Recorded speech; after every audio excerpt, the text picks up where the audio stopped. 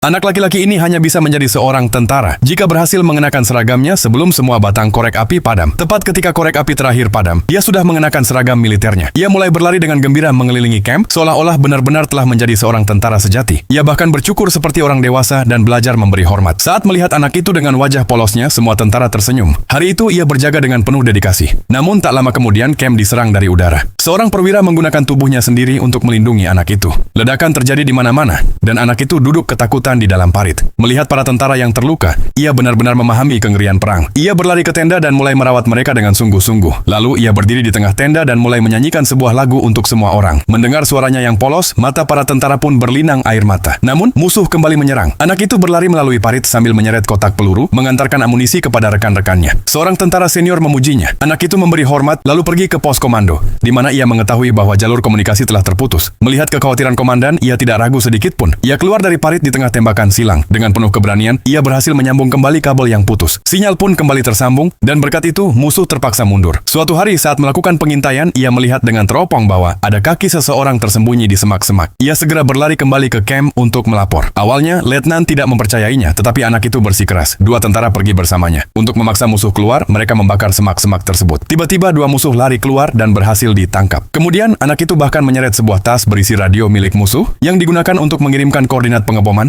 Sekali lagi, anak itu bertindak dengan berani, tetapi tidak pernah menyombongkan diri. Sebaliknya, ia dengan rendah hati meminta menjadi pengantar pesan agar bisa menyampaikan surat kepada para tentara. Semua orang menyayangi anak manis ini. Seorang tentara bahkan menari untuknya. Namun keesokan harinya saat anak itu kembali dengan lebih banyak surat, tentara itu sudah tiada. Anak itu melepas topinya dengan diam, lalu pergi dengan hati yang hancur. Nama anak ini adalah Sergei Aleshkov, tentara termuda dalam sejarah. Setelah perang berakhir, ia dianugerahi medali pahlawan.